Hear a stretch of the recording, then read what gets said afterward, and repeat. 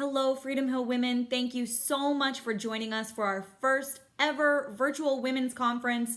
Hopefully, this will be the last one we ever have to do virtually because we'll be able to meet in person and have all of our future women's conferences in person. But we are so glad to have you here with us this weekend. We're so excited about what God's going to do through this event this weekend, between what Kristen is going to share about resilience and endurance and the worship and the testimony night on Sunday. We're so excited. So thank you so much for joining us. Really quick, before we get into what we have in store for tonight, I just wanted to mention some giveaways that we're going to be doing. So we have some prizes, some books, and other things that we're going to be giving away. All you have to do to enter the giveaway is share our video either on YouTube or Facebook. Just hit the share button and you will be entered into our giveaways for the weekend. To get an extra entry into our giveaway, you can also write a comment on either our YouTube videos or our Facebook videos. So just help us get the word out, help us share. Feel free to share these videos with anybody from outside of our church or anyone from within our church who you think may not have heard about this event. We're so excited about it. So make sure that you enter those giveaways, and after this weekend, we will choose some winners and we'll get your prize to you. So without further ado, we're going to get this started. So I'm just going to open in a word of prayer and I'm going to pass it along to our worship team. Father God, we are so excited about what you are going to do in our hearts this weekend, Lord. We thank you for giving us this opportunity to hold this event, Lord. We thank you for technology, God, even though sometimes it seems like it gets in the way, just like the sermon that Pastor Anders shared a few weeks ago. God, we know that it also just has some amazing qualities that help us to be able to stay connected. So God, we thank you for giving us this opportunity. Father, we invite your Holy Spirit into this weekend, Lord, especially tonight, God. And our hearts are open, our ears are open to what you have to say to us this weekend, Lord God. So I pray, Father, that you would just continually speak to our hearts throughout this weekend, Lord God. Work in our lives, God, and show us what you have to say to us, Father. We thank you, God, and we pray that your presence would inhabit each of the places that we are in tonight, God. We thank you and we praise your holy name, Jesus. In your precious name, amen. Worship with us.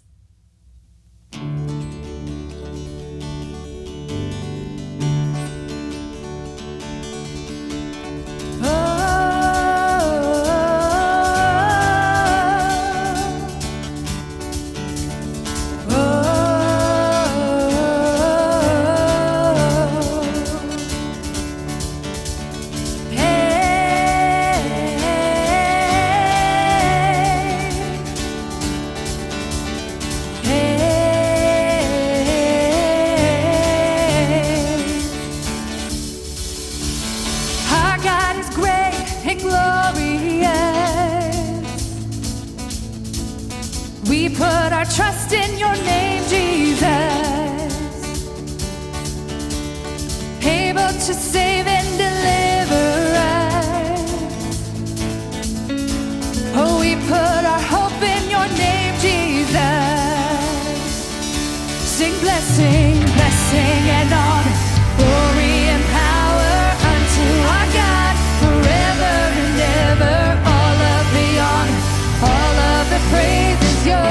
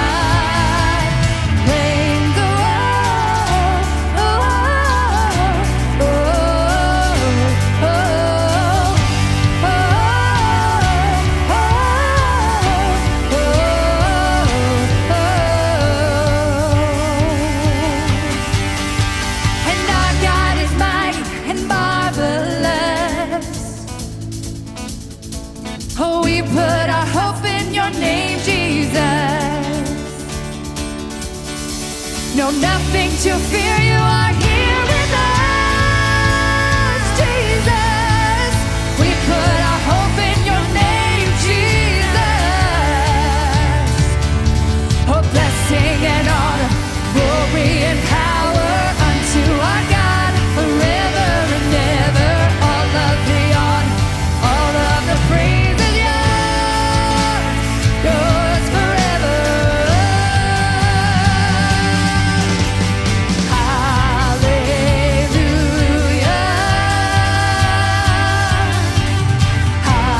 Hallelujah. Our God reigns. Hallelujah.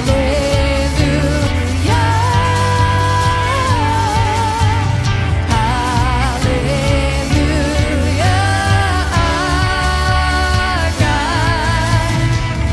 Our God is in control. He's steadfast, unmovable. Nothing impossible. 'Cause our God, He reigns forever. Our God is in control. He's steadfast, unmovable. Nothing's impossible. Our God reigns.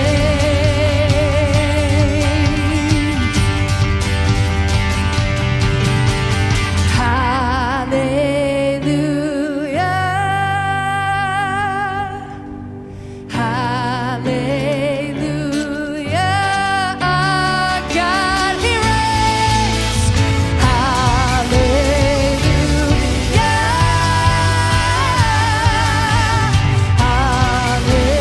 Hallelujah. Our God is in control. He's steadfast, unmovable. Nothing's impossible. 'Cause our God, He reigns forever. Our God is in control. He's steadfast, unmovable. Nothing's impossible. 'Cause our God, He reigns forever. Our God is in control. He's steadfast, unmovable. Nothing's impossible. 'Cause our God reigns. Oh, oh, oh, oh, oh,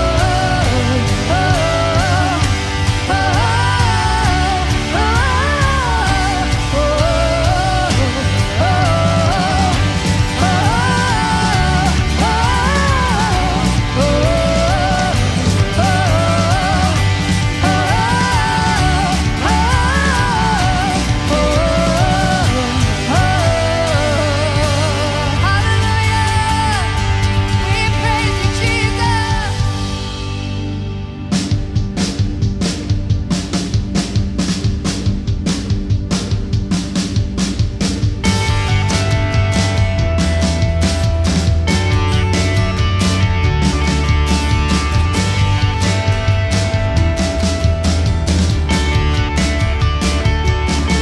I stand before you now.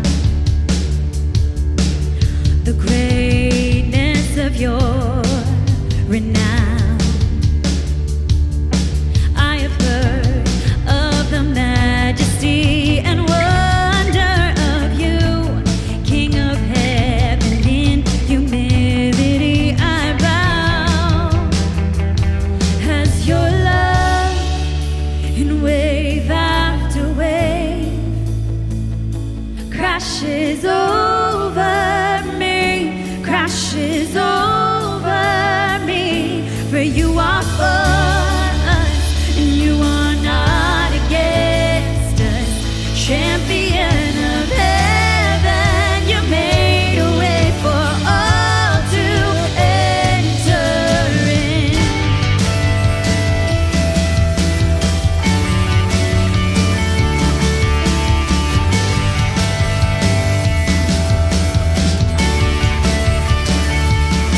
I have heard you call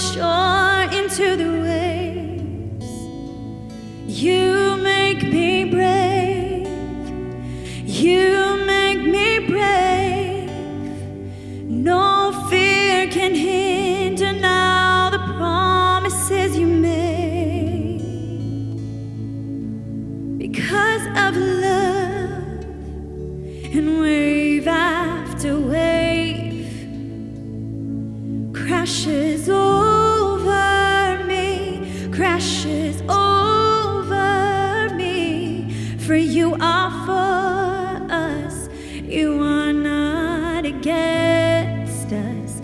Champion of heaven, you made a way for all to enter in. I thank you, Jesus.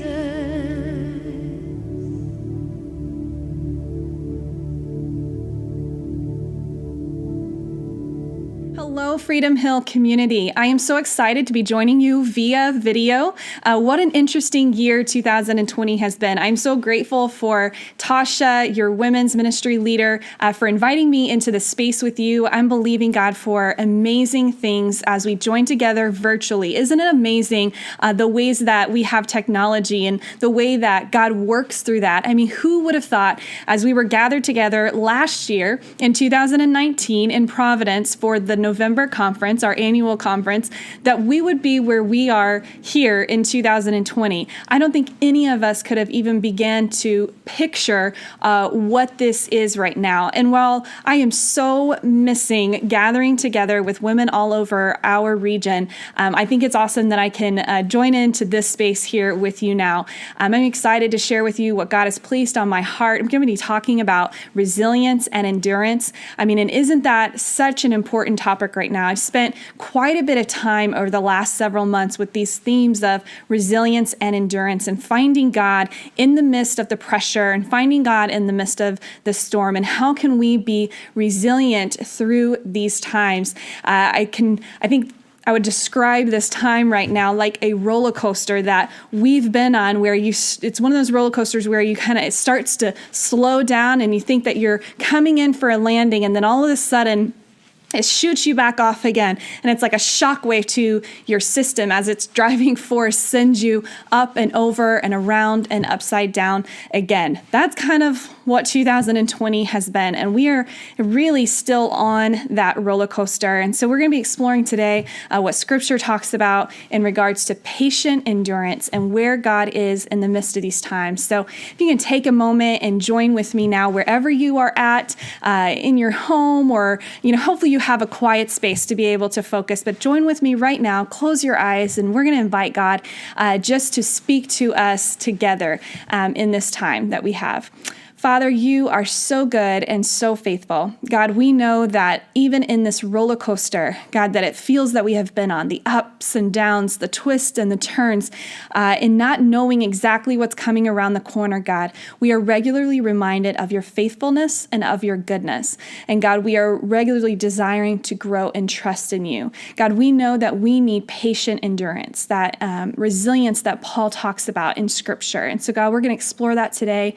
Father, I just pray that your Holy Spirit would speak truth, that you would take my imperfect voice or even my imperfect words, but God, that you would pour out your Spirit upon them, and God, you would speak exactly what each woman needs to hear this weekend, the ways that they need to be encouraged, the ways they need to be challenged, the ways that they need to be comforted, Father. Your Spirit knows, God, and I pray that you would do that in Jesus' name. Well, let's dive in here. I wanted to look at Paul's life and Paul's prayers that he prayed just to get us started as we dive into this topic of resilience and endurance. So I'm going to be reading from Ephesians chapter 3. Paul prayed powerful prophetic prayers that were birthed out of his conversion, his radical conversion in Christ, and birthed out of his own patient endurance, his weaknesses, his trials that he faced as he followed Christ and as he poured his life out. And so we see all throughout the New Testament these powerful prayers that he prayed. And I want to open our time together with one of those prayers because it kind of sets the stage for us. So that's found in Ephesians chapter 3, verses 14. It says, "When I think of all of this, I fall to my knees and I pray to the Father, the creator of everything in heaven and on earth. I pray that from his glorious, unlimited resources, he will empower you with inner strength through his Spirit. Then Christ will make a home in your hearts as you trust in him. Your roots will grow down in God's love and keep you strong. And may you have the power to understand, as all God's people should, how wide, how long, how deep his love is. May you experience the love of Christ, though it is too great to understand fully. Then you will be made complete with all of the fullness of life and power that comes from God. That is definitely I would say probably my favorite prayer that Paul has prayed. It has become a foundational prayer for my life, for my friends, my family, my faith community, and I am praying this over you as well. And so while there's so much that we can explore in this prayer, it's rich with meaning and rich with understanding. We're going to bring out some key concepts that we see present here of our roots growing down deep, this belonging that we have in Christ, and the completeness that is found as we pursue Christ and we allow those roots to grow deeply and we allow Christ to create wholeness in us. So Paul is praying here, praying for completeness and deeply rooted faith, for this desire to dwell at home with Christ and then have the power. I mean, that's the overflow of being at home with Christ and having belonging and roots growing down deep, is that we have the power to understand or to begin to understand how wide and how great and how deep God's love is. So growing in resilience means we will be growing in wholeness and completeness, and it means that we will be allowing Christ to care for the whole of who we are, transforming us in every area. You see, this is the key. Scripture regularly uses the symbolism of roots and trees and fruit to speak to those that are grounded and established, able to patiently endure no matter what's happening around them. Scripture talks about this. And so as much as Scripture talks about trees and roots and fruit, I thought, you know what, I want to study a little more about what it means for the trees, the actual tree's root system. Because so we consider that, we think about that. I discovered a tree relies on both healthy soil, deep, healthy roots to be able to weather the storms in the world, weather, different types of things that can come in and impact the roots of the tree and weaken it. It depends on the healthy soil to be able to carry it through to a very long lifespan.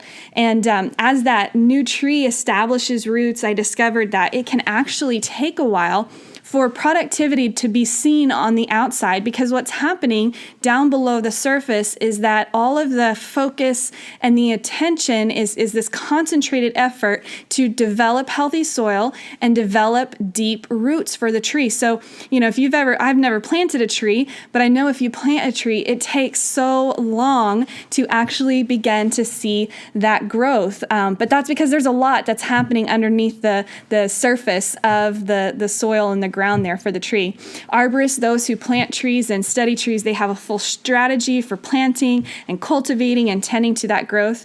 And trees depend on a healthy environment. It's not just the healthy soil and the tree's healthy roots, it's a healthy environment that can also either make or break the longevity of the tree's lifespan.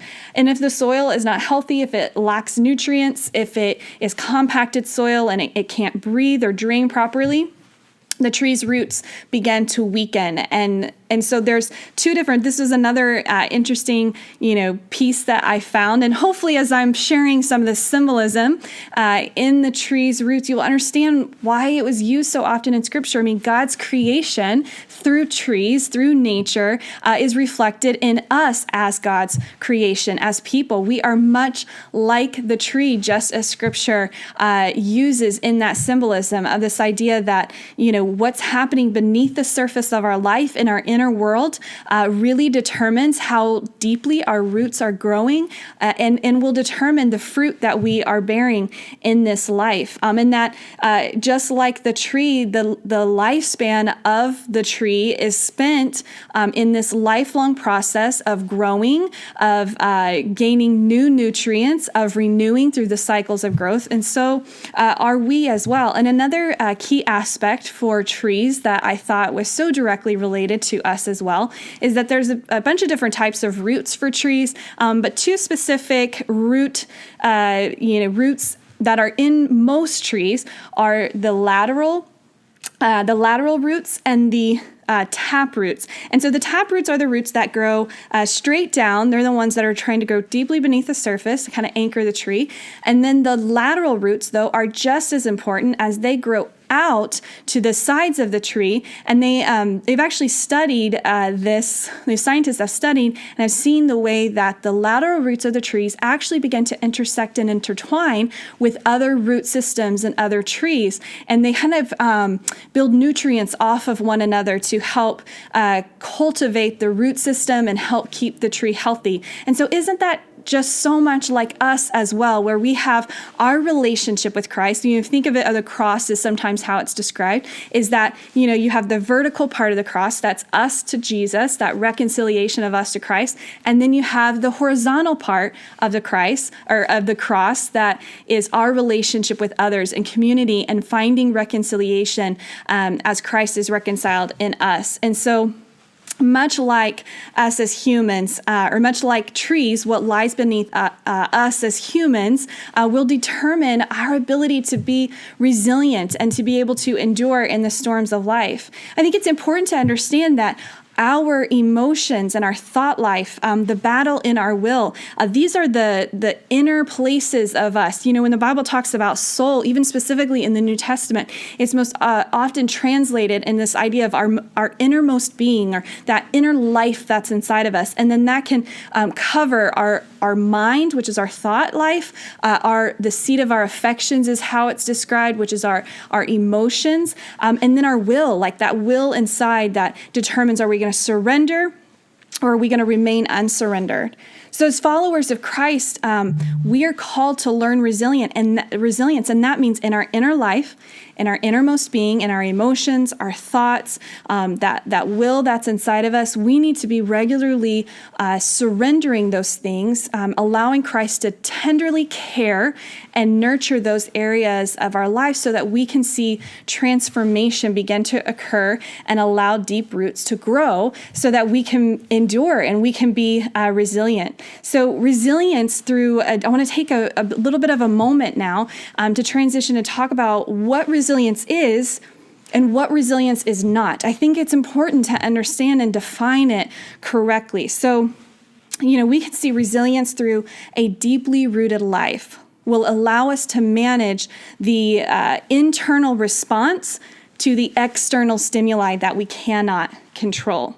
So resilience through a deeply rooted life will allow us to manage the internal response to the external stimuli that we cannot control.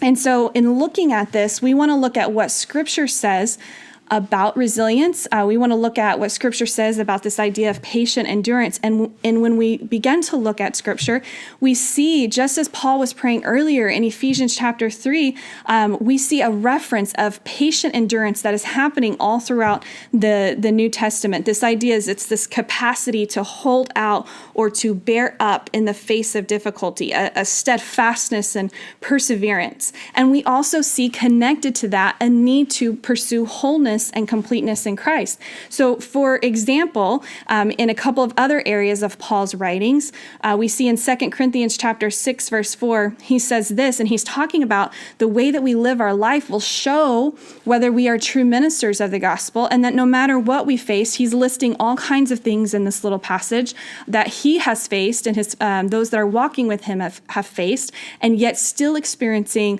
the goodness of God and how all of that works. But just to pull out a little piece of that, he says in 2 Corinthians chapter 6, verse 4, in everything we do, we show that we are true ministers of God. We patiently endure troubles and hardships and calamities of every kind. And then he talks about it again. I mean, there's so many areas of Scripture that this is talked about, but I'm just pulling out a couple for you to see as an example. In Romans chapter 5, verse 3 through 5, he says, we can rejoice too when we run into problems and trials, for we know that they help us develop endurance. And endurance develops strength of character, and character strengthens our confident hope of salvation. And this hope will not lead to disappointment, for we know how dearly God loves us because he has given us the Holy Spirit to fill our hearts with love. So I think we can say it like this: resilience equals patient endurance, and patient endurance equals a wholeness and completeness and the pursuit of that in Christ Jesus. A deeply rooted life in Christ and trust in God that's being transformed by the power of the Holy Spirit is going to allow that work of transformation in every single part, the whole of who we are. So in our bodies, in our minds, in our emotions, in our relationships, in our spirit, the whole of who we are. And why is resilience so important? We see two key reasons here, even in these scriptures that are represented. Growing in resilience allows us to be deeply rooted, experiencing God's love, growing in faith and character and hope, all of these essentials that are so important for the one who is following Christ. And second, because our ability to endure in trial will become a direct reflection of Christ in us. And don't we see this right now? So many trials and difficulties throughout 2020. We have to ask ourselves, what kind of resilience are we showing? Are we enduring well? Hopefully people have not said of us, well, now you see their true colors showing. In the midst of hardship, here they are really. I hope people are not saying that about us. And yet, if we were to be honest, as we see on social media and different places of our life, we kind of see that occurring where some true colors are showing. We're not bearing up well in every Christian community and through social media. We've seen some really tough things coming out of the body of Christ. And that is hard to wrestle with and hard to deal with. But the reality is that we are responsible for ourselves and making sure that God is transforming us from the inside out so that we can truly reveal the love of Christ as he has called us to do, knowing that it is not easy, especially with what we're walking in, but it's through these testing and these trials and these pressures that the Bible says that we will actually develop the character that we need to reveal Christ to the world, that we will develop the perseverance that we need. It is through suffering. It is through pain that we actually learn to endure, and we learn to endure well in a way that best reflects Christ. The testing and trial and pressures of this life will reveal what lies beneath the surface of our faith. It is sure to. And as Paul stated earlier in 2 Corinthians 6, we want to show that we are true ministers of the gospel of Jesus Christ. You know, I am both a pastor and a counselor, and so much of counseling and psychology reflects the truth of Scripture. Scripture teaches us about endurance and resilience, again, as I've just talked about. But you know, counseling also gives us a practical understanding about ourselves, and it offers tools to actually help us apply Scripture. And I think this is really important to see the integration of this. And I'm going to share a few things today with you that I hope will be helpful in being able to integrate that. So resilience is actually the goal in counseling, and you want to help the client to build this resilience. So when that client leaves the therapeutic relationship, they are equipped in essence with tools in their tool belt that no matter what they are facing in life, they will learn to have resilience, this idea of bouncing back, an idea of steadfastness in the difficulties of life. Because the reality is that we can go through counseling, and a lot of times it's really important that we do. I'm a huge advocate for counseling. But we may not have that counseling relationship or that therapeutic relationship indefinitely. So we have to learn some tools, and that's what happens in counseling.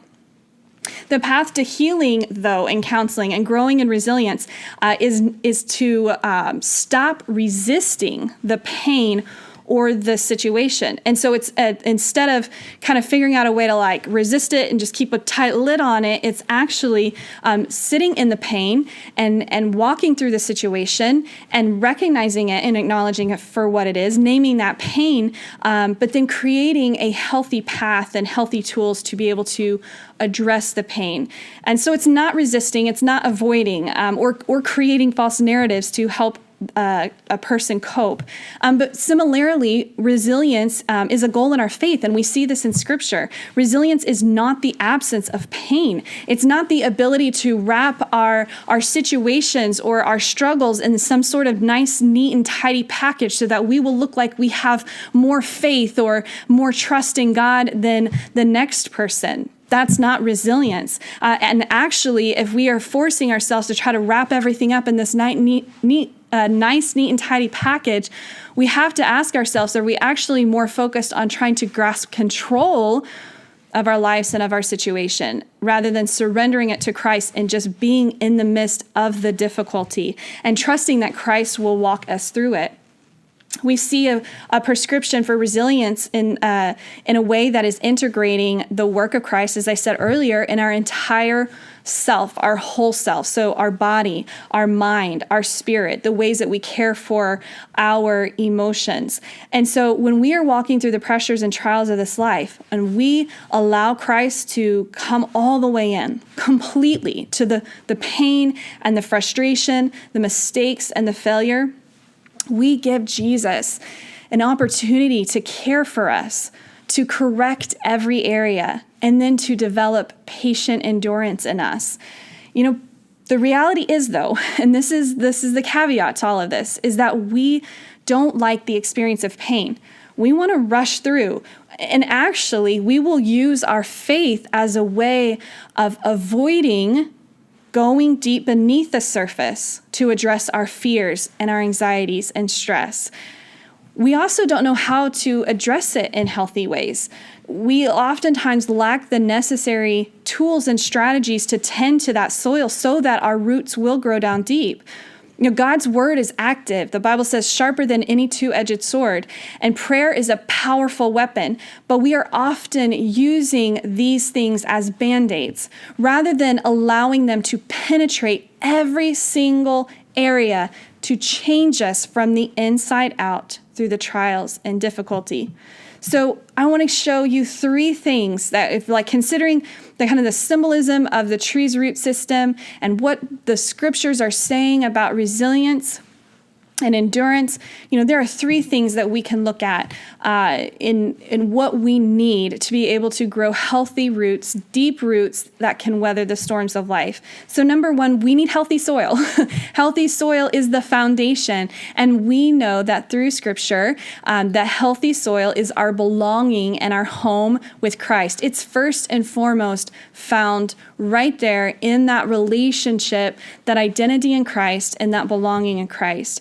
If we don't have that, then we do not have a healthy soil. But the reality is that a healthy soil needs to continue to grow in healthy soil. So even though our belonging in Christ is a gift from God, the salvation is a gift from God through Christ Jesus, and that justification was made final on the cross through the death of Christ Jesus and the resurrection of his life, we still need to tend to that belonging and make sure we're cultivating a growing relationship with Christ Jesus. You know, Paul teaches us in Scripture that the discovery of our true selves, so ones who are anchored in Christ, begins when we do come into relationship with Christ. In Ephesians chapter 2, verses 19 through 22, it says, "So now you Gentiles are no longer strangers and foreigners. You are citizens along with all of God's holy people.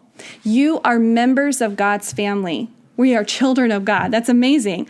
Together we are his house. There it is, that concept of home again, built on the foundation of the apostles and the prophets.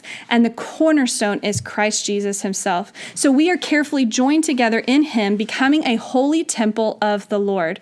Through him, you Gentiles are also being made part of this dwelling where God lives by his Spirit. That was a promise not just for the Gentiles, that was a promise for us as well.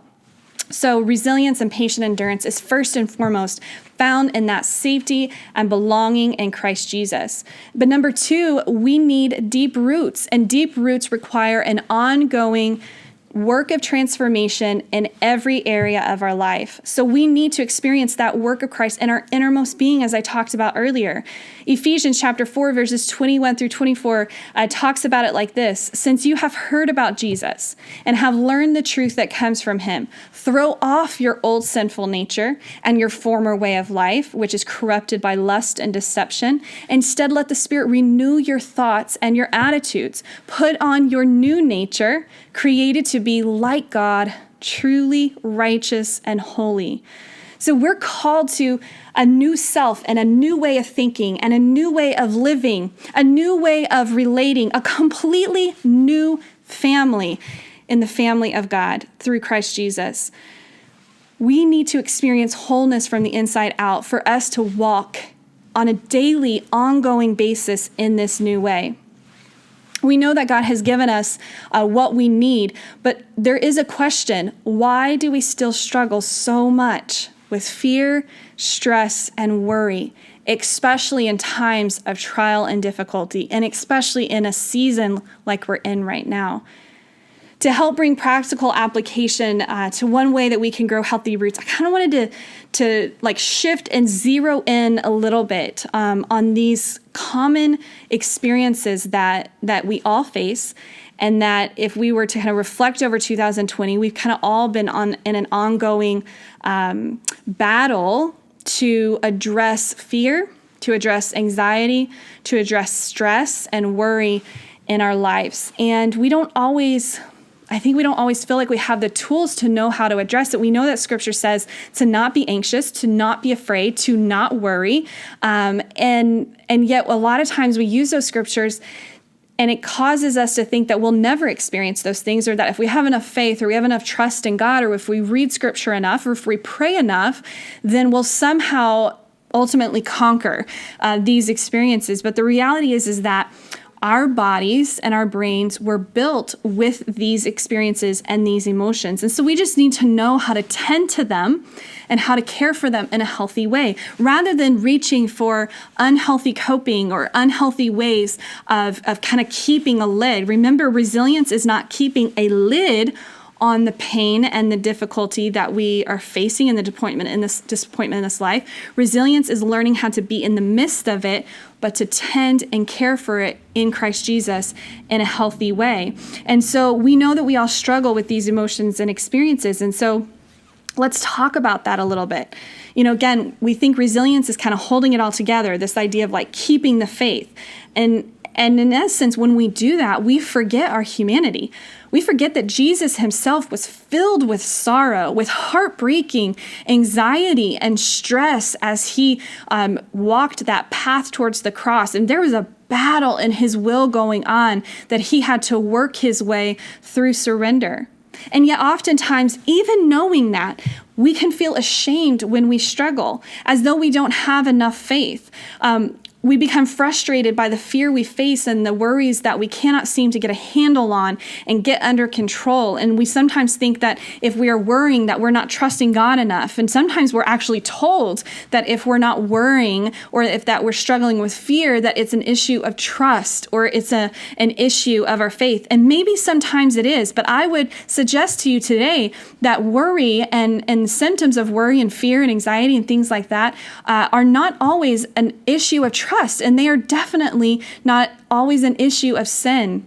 They are a part of our human experience, and we simply need to know how to respect that and then tend and care for them and find Christ. We find Jesus in the pain and the sorrow sometimes more than any other time in our life. And when we see that in Scripture, and Paul talks about the idea of suffering with Christ, that there is glory, actually. There's power, and that there is strength in our weakness, and there is a glory with God when we suffer with Christ. So I think there's a couple of things that we need to see, is that we do not know how to necessarily tend to those emotions well all the time. And so we can make feelings the enemy. We don't know how to take every thought captive by working with Jesus to pull it out at the root and make it obedient to Christ, as Scripture says. Instead, we kind of put a Band-Aid of Scripture over it and try to move on. And honestly, we are not comfortable with sitting in the pain and the disappointment of this life and being present in it. So oftentimes we rush through the discomfort and try to pull at anything and everything that will allow us to move out of the pain and discomfort that we're experiencing. I think we've been taught to use Scripture sometimes and our faith to become this quick solution. And then when it doesn't work, we actually begin to blame God, or else we heap shame on ourselves that we're somehow not, again, having enough faith or doing Christianity right. And so when we begin to be in that place and we can't understand maybe why it works for someone else, but it doesn't work for us, we can start to have that sense of shame and that guilt brought upon us, which just perpetuates the fear and anxiety and stress and makes things worse. We need to learn more about fear and stress, because when we do not tend to these areas well and regularly, not only will we not grow in patient endurance, our bodies suffer, our relationships suffer, and yes, even our faith suffers. And so in these final few minutes before we move into a time of reflection and prayer, I want to just break down for you a little bit of an understanding of what is happening in our body and our brains as we're experiencing fear and anxiety and stress. And then talking about the idea that number 3 to these points is that we need a strategy. And I truly believe that the strategy, a plan to allow Christ into the whole of who we are, to regularly allow Christ to do that work so that we do grow deep roots. Part of that strategy needs to be understanding how God has made us, and then needs to be tools to be able to invite Christ in to address these areas.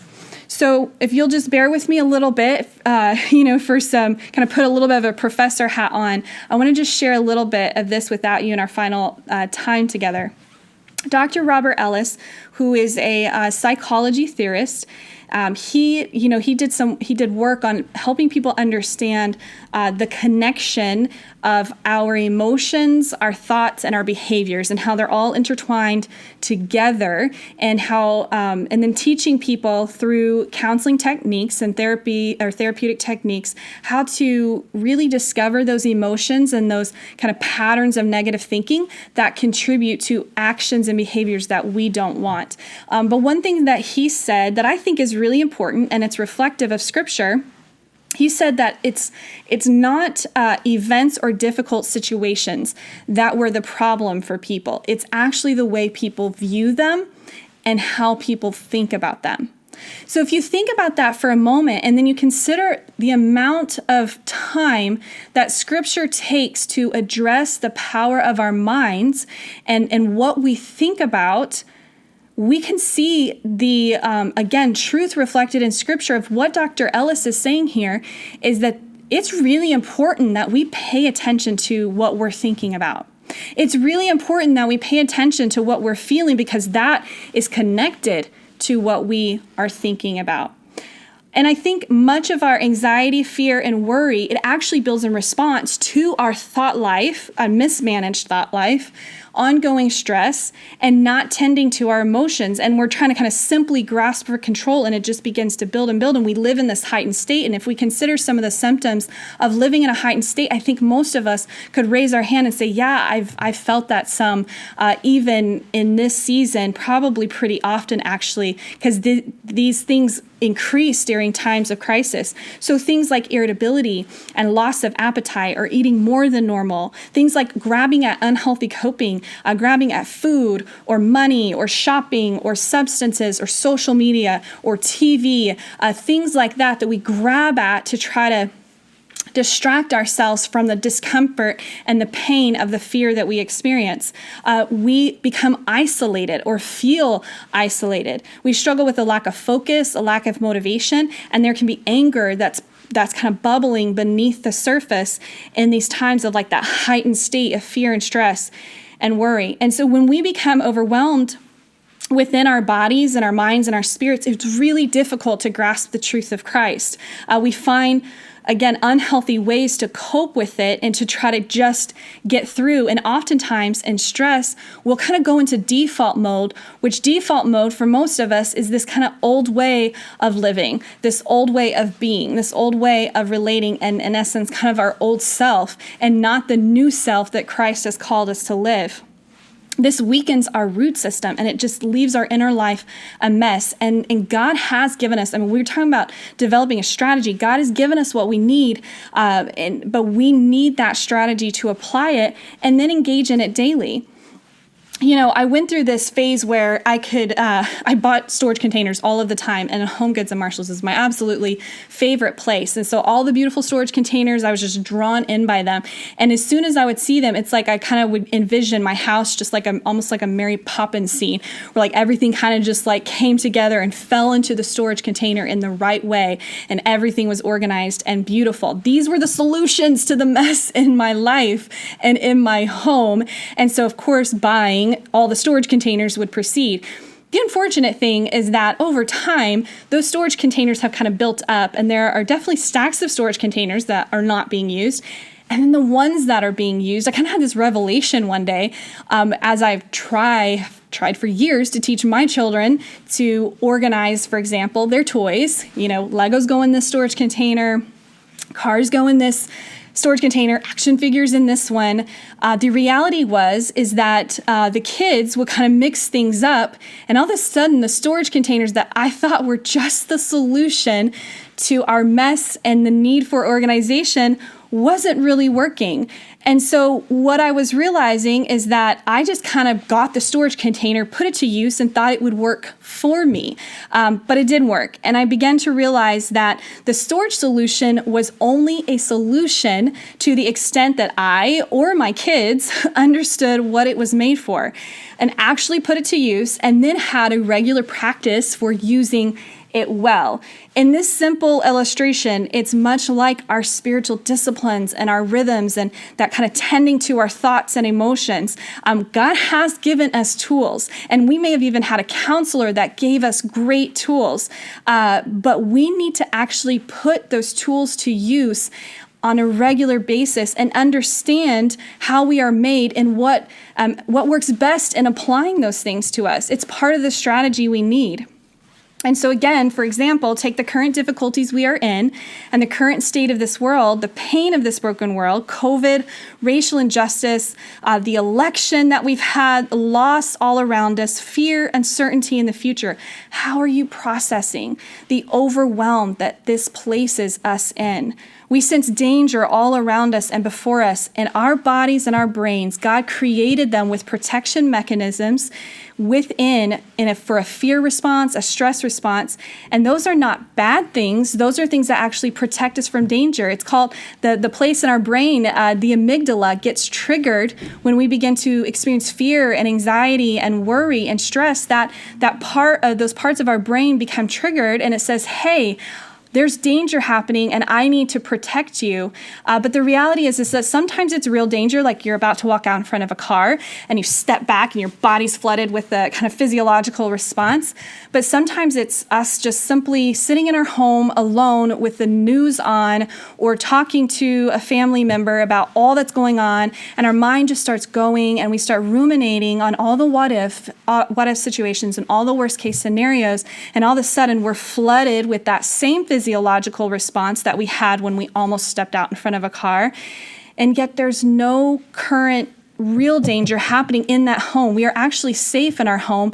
It's a perceived threat of possible danger, but we can kind of dwell in that. And what's happening inside of our brain and our bodies is it's sending out, our neurological system. It's sending out all kinds of kind of messages to say, protect yourself. It's, the cortisol hormone, the stress hormone is like preparing us. We kind of go into what's called the fight, flight, or freeze phase, kind of where we can become paralyzed, or we can fight back, or we can kind of run away.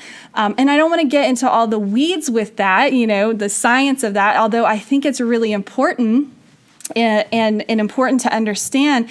I think I just want to suggest it to you today, or talk about it for a brief moment, to say that, there's a lot going on, not just out here, but there's a lot going on in us, that God has created, again, these protections in us. But we need to realize that these protections are in us for like low-level ways of stress and low-level anxiety or fear to protect us from walking out in front of that car, or to kind of get the job done that we need to get done. But when we come into an elevated state, especially in a crisis, especially in an ongoing crisis, we can remain in the elevated state rather than intentionally kind of bringing ourselves back down, kind of taking the thinking part of our brain, the rational part of our brain that kind of needs to overtake the emotional part of our brain, and needs to kind of overtake it and bring it all together to bring us back down to a state of calm. And God has given us tools to be able to do that, whether it's through scripture and meditating on scripture, through prayer, but also through different relaxation techniques like deep breathing, talking to a friend, seeing a counselor. All of those different types of things and so much more are parts of the tools that God has given us to address the heightened state that we can live in the midst of a crisis. The reality is that if we stay in this heightened state, it can do great damage to our bodies and to our relationships and to our faith.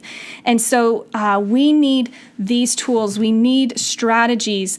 We need ways of addressing the fear and the anxiety within us. We need ways of going out for a walk to kind of bring us back to a place of calm and resetting our mind and resetting our brain. We need to stop avoiding and stop stuffing and stop putting a lid on what we're experiencing and actually take time to journal through all that we're experiencing. And even though it's really uncomfortable, sit with it with Jesus and not feel ashamed for it, but give it time to allow God to heal us and to speak life to us again. We need to be willing to talk with those in our faith community and say, I'm not okay right now, and can you pray with me? And give ourselves space to be able to talk about that and work through that.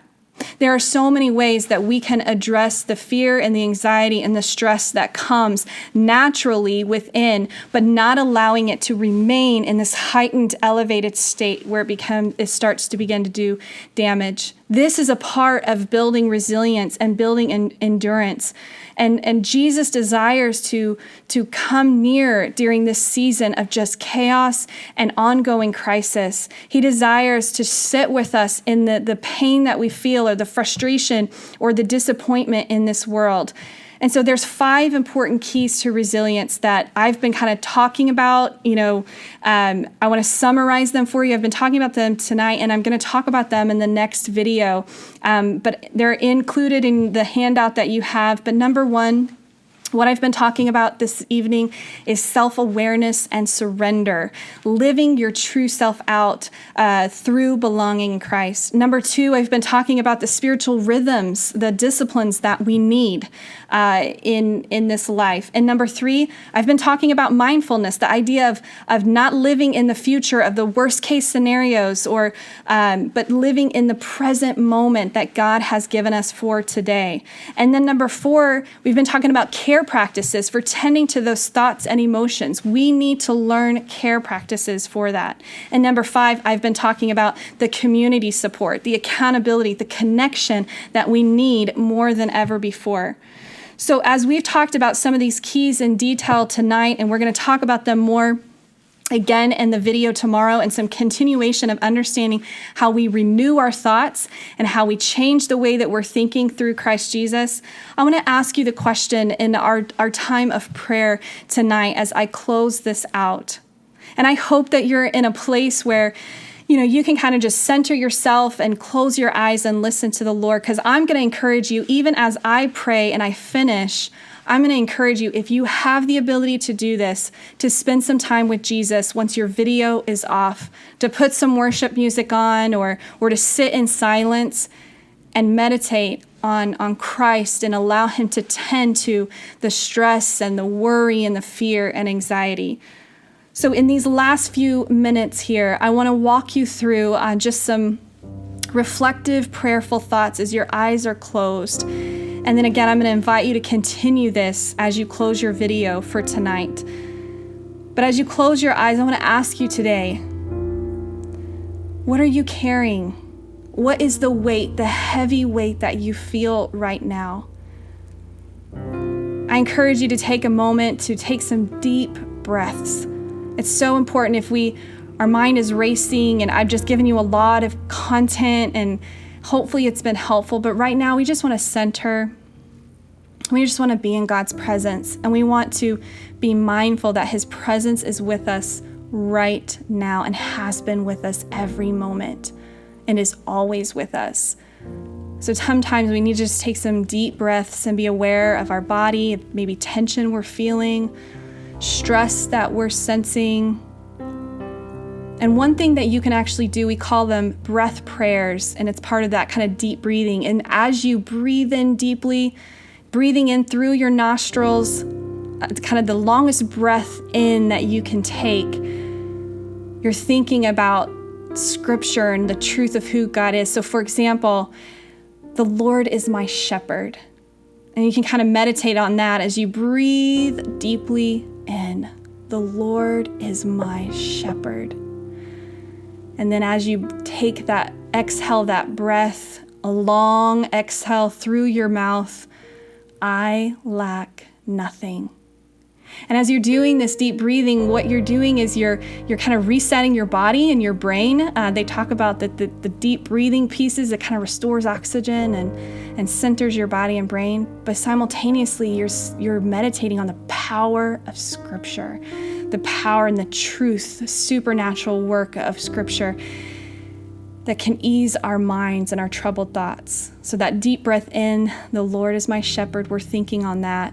And that deep breath out, I lack nothing. And we can do that multiple times, however long it takes for us to kind of get in a place of center and calm. And as I pray for you tonight and encourage you to continue this reflection on your own, I want you to create a picture in your mind, with your eyes closed, kind of create this visual that Jesus, in your worry and in your anxiousness and your fear, he doesn't look at us and just say, stop it. Jesus actually comes near, and with kindness in his eyes, picture him coming near. You have the weight and the burden that you've carried, all of that stuff that's sitting heavy on your back and on your shoulders. Jesus is saying, come near and rest it at my feet. Find rest for your weary soul. Jesus doesn't chastise or condemn or say, stop it, or become disappointed because we've been so stressed and worried. No, what Jesus does is he stands in front of us with a heart of compassion and eyes of grace and love, and he holds out his hands and he says, I identify with your humanity. Jesus is one who identifies with our weakness. He knows that we are fragile. And he says, I'm with you in this, and I want to tenderly care for you. Will you trust me? I want you to close your eyes with me right now as I pray over you and close this video out. Father, we thank you, dear Jesus, our great shepherd, for the power of your word, for the tools that you have given us. God, we know that you have given us everything to live a life of godliness, but in 1 Peter it says, supplement your faith. And there are tools that we need. There's a strategy that we need to allow these deep roots to grow down. And ultimately, first and foremost, we need to create a practice of not avoiding our fear or our stress or anxiety or reaching for unhealthy coping. But we need to create a practice of coming to you, of reaching out in that and being willing to be in it and allow you to tenderly care for us, knowing that it's going to be uncomfortable, knowing that you're probably going to reveal some things inside of us that need to be addressed. You're going to reveal some things that need to be corrected for our thoughts to be reframed and to be changed and to be renewed as you transform us. But God, we trust you because you are good and you are kind and you are compassionate and you are loving. God, I pray that you would bless your women. God, you would bless each person that's watching this video. God, I can't even see them, but God, you see them. You know where they are at, right where they are, God. And you want to love on them. You want to nurture them. God, you're going to challenge them, but you're going to comfort them, Father. And you are going to promise to be with them and walk with them. We just simply need to invite you in. So God, we do that right now. Amen. Again, thank you so much for allowing me this time to be with you. And again, if at all possible, I encourage you to take this moment as God is speaking to you. I pray he's speaking to you. Kind of cancel out the noise if you can, and carve out some time and continue kind of some of this thought that I've been sharing, this reflection I've been sharing with you. And I pray that God speaks to you and blesses you. I will see you again in our next session together, where we will be kind of continuing this thought of addressing our needing to grow deep roots, reframing our thoughts, and being renewed by the power of the Holy Spirit as we conform to the kingdom of Christ Jesus rather than the kingdom of this world. I'll see you soon. Bye-bye.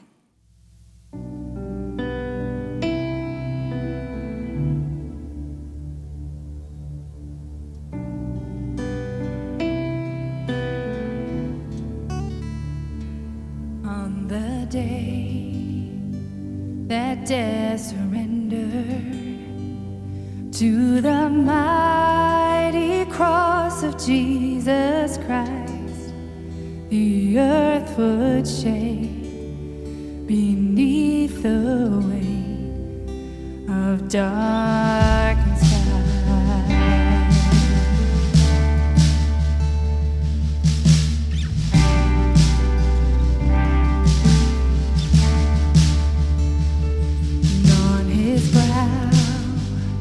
A crown of sorrow for a king whose weakness was our strength.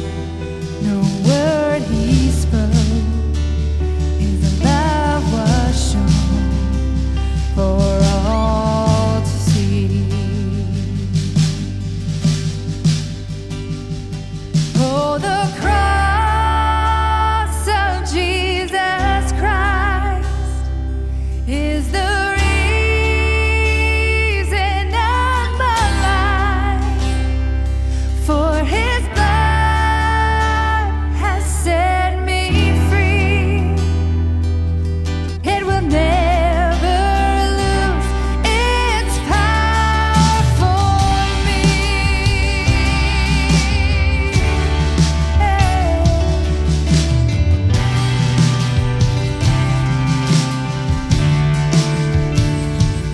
Now the dawn of resurrection floods the night as hope prevails to shine. Salvation awaits, our chains to break, and we arise. Oh, the cross of Jesus Christ is the reason I'm alive, for his blood has set me free. It will never lose its power for me.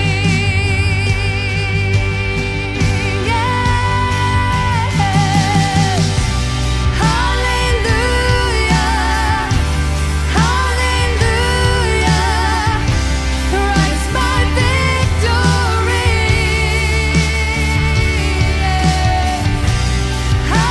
Hallelujah, hallelujah, it is won for me. Hallelujah, hallelujah, hallelujah, Christ my victory.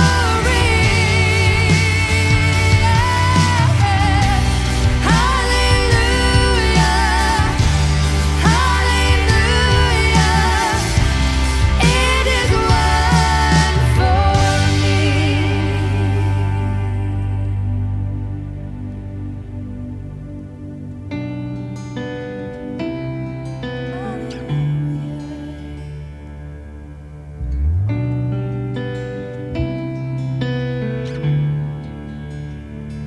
And on the day he comes in glory to reveal the fullness of his reign, our hearts will bow before the sound of Jesus' name. Yeah. Oh, the cross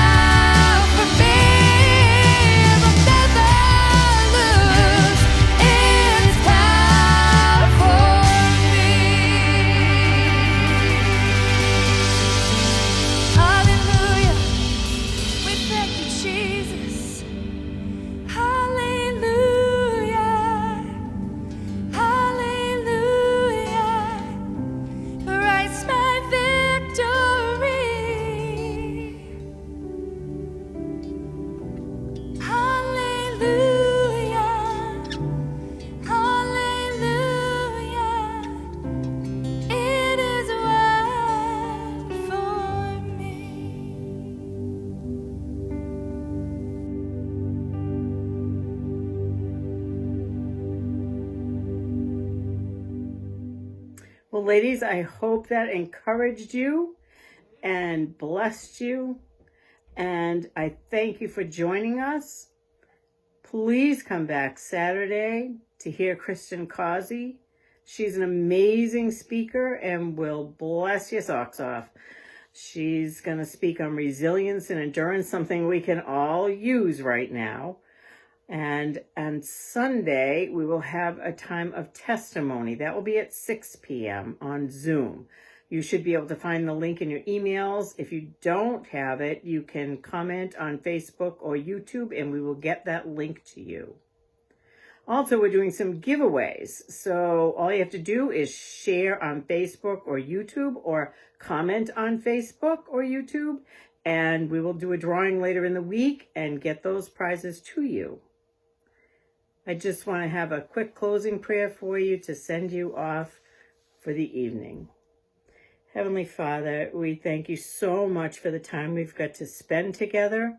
Thank you for allowing us this capability during COVID, and when things are such a mess, and we still get a chance to worship together. We still get a chance to pray together. We still get a chance to fellowship together. It's only due to your goodness and grace and mercy that we're able to do all this. I thank you for allowing this. I thank you for the women that have come to spend time with us. Just ask that you'd open our hearts and let them be filled with your love. Open them to be willing to listen to the speaker tomorrow and the testimony Sunday. I thank you for the blessings you pour on us each day. In Jesus' precious name, amen.